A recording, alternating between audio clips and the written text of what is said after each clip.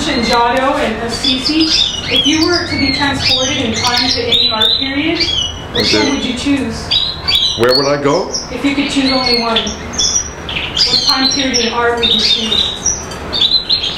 That's a good one. Well, probably, archaic Greece. Well, just because, we know enough about the Renaissance probably to make a judgment, but that would be more mysterious as far as how sculptors worked and how people lived, and that's a good time. It was such a beautiful period in art, so they couldn't have been too bad as people. Even though they had wars and difficulties, those things usually occurred within large, long spaces of time, where they were at peace or at least preparing for war. It took a long time to prepare for war. Today it doesn't take as long as it should. They did a lot of work in marble, didn't they? Carving? Uh-huh. Do you think that there's more power in carving than in additive sculpture?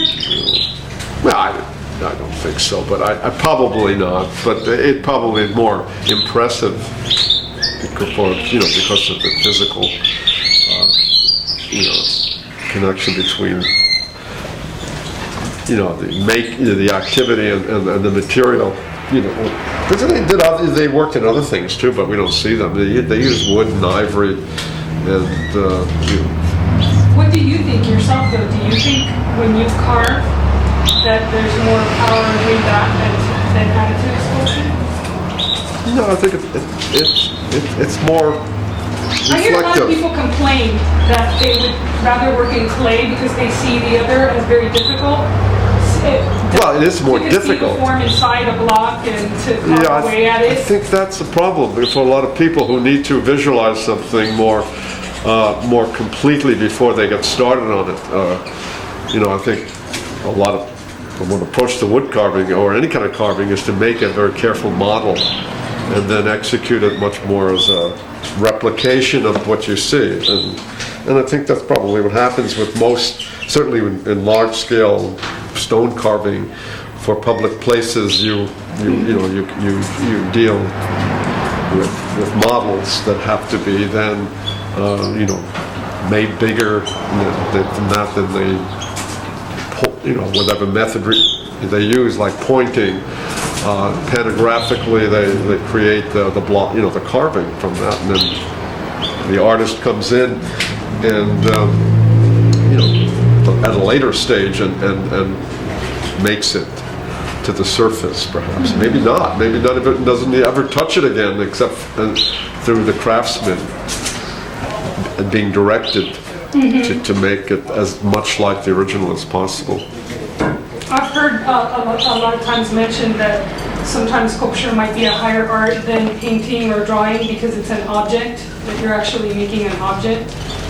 Do you agree or disagree? What do you think? No, I think that's the kind of almost like going back to the Renaissance argument between Michelangelo and Da Vinci, or at least it sounds maybe a little apocryphal, perhaps, it's not one. But in any case, if anything, I kind of feel that sculpture is a simpler art.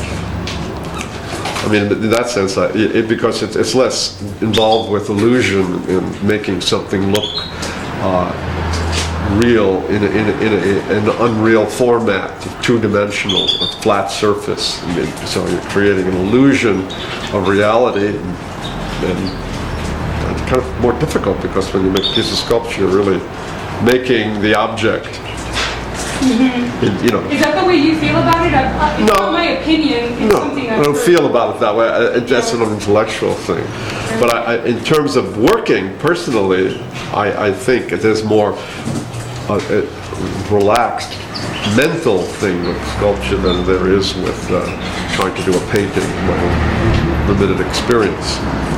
Painting requires me to think much more about my next step and my decisions, because physically the process is simple.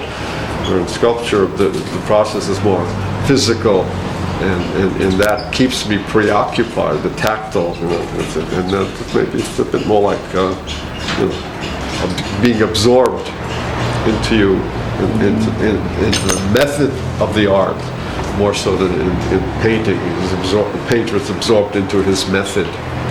It's very much a big difference in sculpture and painting. I mean, sculpture and other two-dimensional arts. I'm sure that, the same would be, instead of a ceramist or a metal worker or jeweler, or anybody who's working with materials or combinations of materials would probably. I did hear you say a few times when you had you as an instructor that you believed, or maybe jokingly said, that sculptures were, was it 1,000 drawings? Or 100 drawings? Yeah. What was the comment? Well, that actually. What was it? I can't remember. It's true. In an academic sense, if you're instructing someone in sculpture, that you might make that point that when they look at the model, they should look at the contour and not at the surface when they try to understand the form. What they're trying to understand is a series of infinite silhouettes, contours that add up three-dimensionally to a sculpture, thing in the round. So if they move around and they observe the model, and every time they put down exactly that ribbon of clay to make that, identical to what they see, then they would come up with a three-dimensional thing. So that's probably what a person meant when he said an infinite number of drawings. Did I say that? No, it was either 100 or 1,000. Well, I can't remember. It was something like that. Well, I'm sort of quoting myself there. Yeah, you are. I didn't realize I was doing that. So, but you were always inclined to sculpt rather than draw or paint since very young? Since you were very young, you've always been inclined to sculpt rather than paint or draw? Well, in recent times, but in terms of my interest in art, it begins like most people do. I think I'm not too sure about this, but more in a two-dimensional world of making drawings. Maybe it's making drawings of comic book characters, or whatever you do as you're a kid, and then in moving on to a more instructed level, in high school, where what's available was watercolor in my case, and that's what I got into, serious about. Were you doing watercolors with a figure? No, mostly landscape. I mean, there was a figure involved, perhaps, but nothing that would have indicated an interest in sculpture. The sculpture comes, in art school, at reunion. How about this sculpture here? Do you have a title for this one?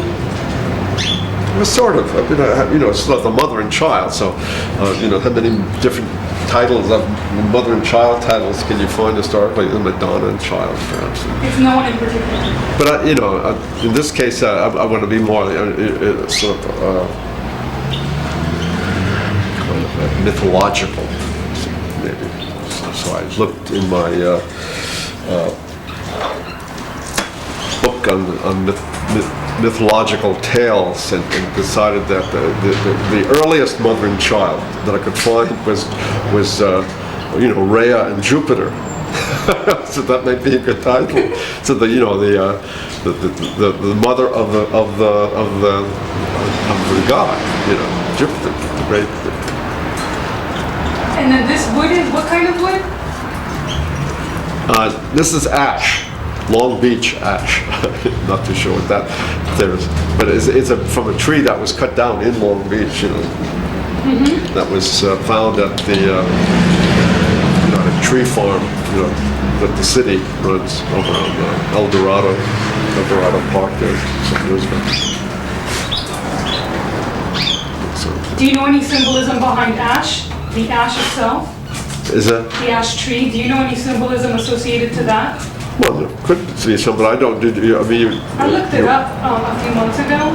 I can't remember too much of it, except I think around the Scandinavians, there was a lot of symbolism for the ash tree. I think one of them was like creation, and then another one was creativity and other things like that. Yeah, I thought it was kind of interesting. I thought I'd show it to you. Well, that's kind of. And I forgot it, but it's kind of neat. What wood is? It's kind of a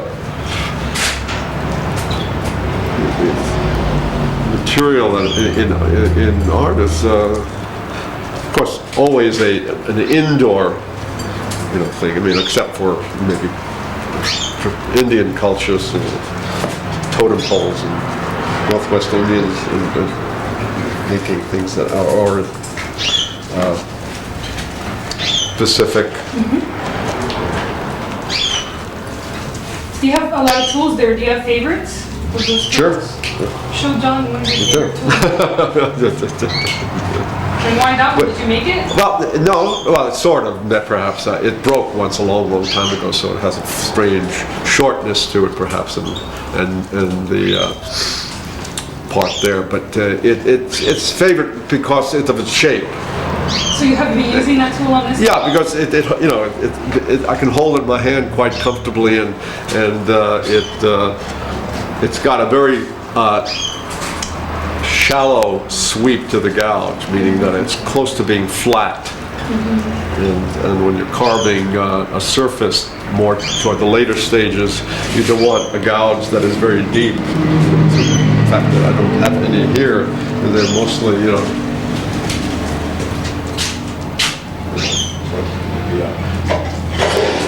humongous chisels here that would be used when you start a carving from the log. They're wonderfully big, and they're beautiful, and they. It must take so long though. When you start with your block. No, actually, what takes long is now this stage. But, you don't even make a drawing on the block, right? You just start. Yeah, you make kind of the action lines, that which direct you to carving. And you can also, and a lot of sculptors today working in wood use chainsaw, which I have so far have not gotten into. Sounds dangerous. It's kind of a scary thing, Yeah, but really but I have used a saw, a hand saw, to cut. Sometimes there's an area where you're going to carve a whole bunch down, and you could cut.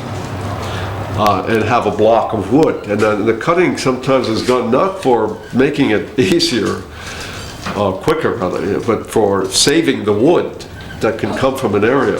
And though in that case of this piece here, by the legs, the angle in from the toes to the knee, that's a major section of wood that was cut with a saw, and I kind of used a lot of that wood in this piece, but it takes it's actually quicker to carve it out with a big humongous chisel.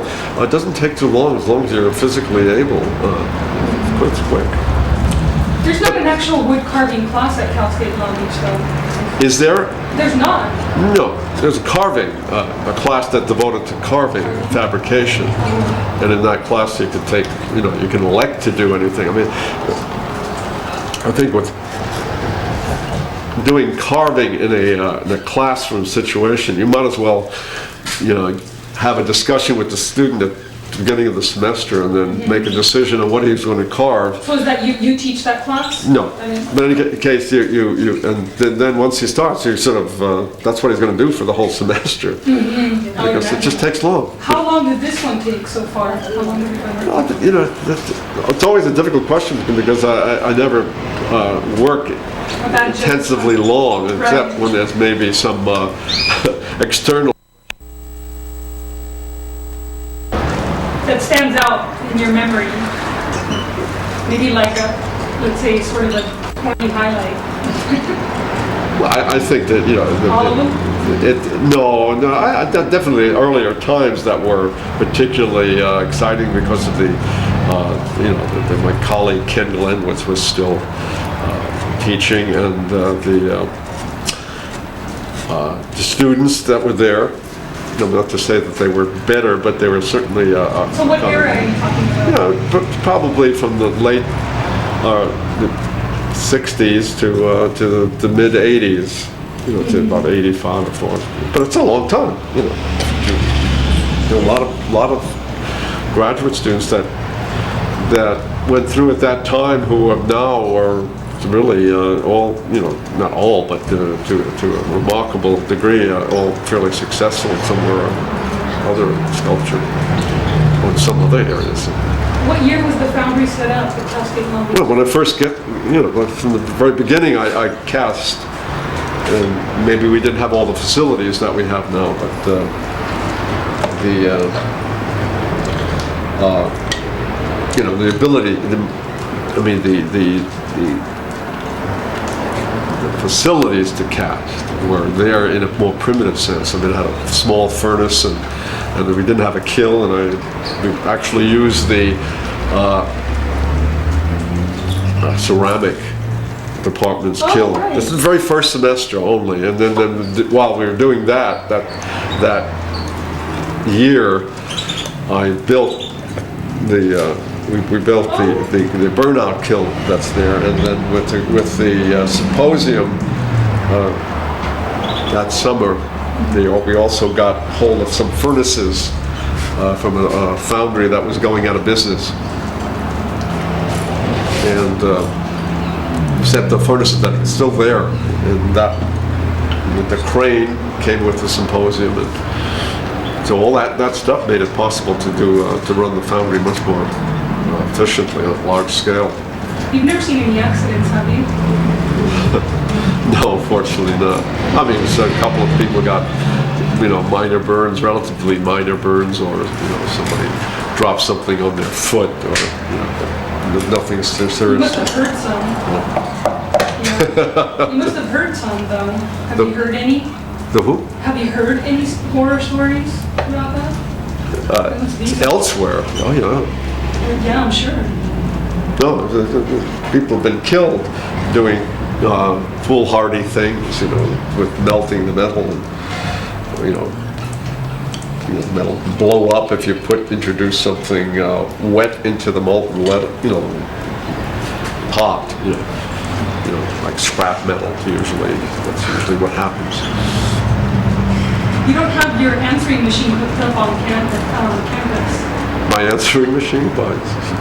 What is your opinion of answering machine? Well, one is enough, or two is tolerable, but three is just silly. That's what it comes to. I have it. At home, I got one here, and to have another one at school, I decided that the one at school is the least able to control, because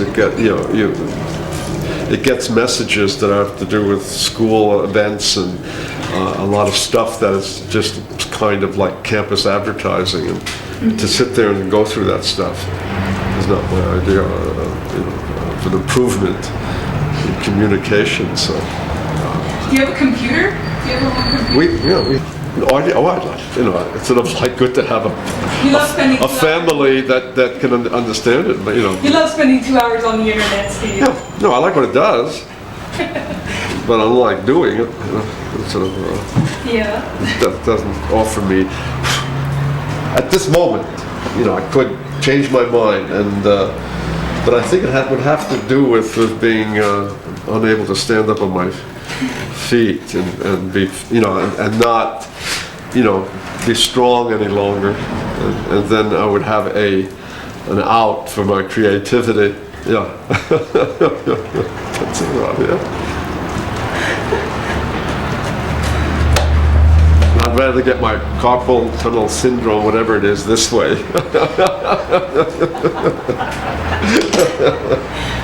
That sculpture in South County, the monument? Yeah. What was the reception of that monument when it was first unveiled? Did it get a good reception? It was very nice. I mean, it was kind of a sort of events when you're dealing with such a horrific subject that it was not a celebration in the usual way of a monument perhaps being a happy event. Or glorification of something. But it was pretty well received. How long ago was it? The sculpture? How long ago? 85. April of 85. Actually, that wax plaque is a duplicate of a wax that I made. See, I also for the it's leaning against the wall. Yeah. Yeah. But I made that as well, but I think the exact date is on there. What do you think of Dada, Steve? Dada, what do you think of Dada? Dada art? Yeah. I don't think about it too much at all, actually. I mean, I know that's not the answer to the question. I don't. I like fun things. I think Dada and that art is an aspect of art, or an aspect of artistic behavior, what artists are like and what they do. Yeah. And among themselves sometimes, and I mean, I think you can look around the studio and discover that I'm a Dada artist too. You know, I put things together and play with things, you know, unconventional arrangements of things, or unexpected, you know, use of you know, objects and materials. So that's my answer. And making, I guess, you know, glorifying it into a real serious art form is somehow escapes my you know, my sense of what's important. Some Dada right behind you. What about that? That's Dada. This? There you go. Yeah, right. And with the that's funny. But those are very you know, they're self-conscious things. I mean, I do them. I don't exactly consider them accidents of placement, but you know, they each have a story. You know, like the bird is given to me by someone with a roadkill, and the photographs obviously are related to this piece. And this particular model we had at school, who was one of our very best models, who worked in the advanced life class, and she you know, took some time out and posed. You know, just gave me those 4 shots. I mean, and then there was a smaller piece of sculpture that I did, but carving is pretty direct. I get asked that question sometimes by people. You know, do you make a model? Or do you? In my you know, experiences in wood carving, it's mostly direct. This I did I mean, it doesn't even. I threw it away already. I just took some clay when I first started and made a kind of mock-up of where I was going to take away basic volumes. You know, I decided that idea could fit the log, and then started to carve, and very soon it changed a whole lot differently than you know, was you know, in that clay suggestion.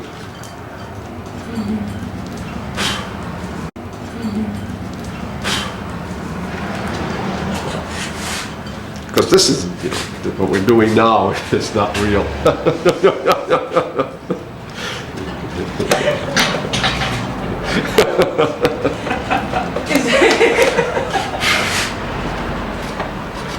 But you normally walk around that table, right? You don't, are you turning? Oh, no, what I do is turn this, then I must do that. This is one of my, it's not of my invention by any means. This is kind of a standard woodcarver's device to put a lag bolt screwed into the wood so that you can manipulate your work and, you know, change the position like that. And then you can just tighten it. And then I have the same thing created on the other end, which I haven't, you know, when I want to work on this base, which I built up, blocked, you know, squared off with pieces, and to do that I had it attached horizontally. And so the two ends, it's a great method. Of course, when you do big things, you had that's what that A-frame was created for. The log is actually clamped between that's an old, I guess it's an old Model T car jack up there. That little steel pin up there. And then the log is put on top of the lower beam there, and it's jacked between them, and it holds it so that you can actually turn the log, but you can really wail at it, it's not going to go anywhere. So maybe someday that log there will get up there. That's walnut. last show you went to? Museum or show or exhibit that you've gone to, the most recent? The most in Biola? What's the most recent exhibit you visited to go see just because you wanted to go see it? It's like asking me what the last movie I just saw. So I just, enjoy them mostly, but I know it. It's the Chagall, so. Oh, you saw that? Yeah. Yeah, that was fun. It's sort of probably a lot of paintings that could have been in the show, but it wasn't a major show, but it was a good show. It's like Chagall is a neat artist. He sort of, you have to get older maybe to like him, because he's... So what was the last movie you saw? No, I mean, they said that because he deals with very, very happy subject matter, mostly, joyous things, a celebration of the village life and his wife, and so he doesn't deal with weighty subjectivity. That's funny because I was just talking about that earlier there. I wish the city that we did for our child's Christmas in Wales had been a little more Chagall looking. And it's not. It looks kind of like Whoville from the Dr. Seuss or something. But that was the designer's fault. But it would have been nice if the designer had designed a kind of a Chagall little village.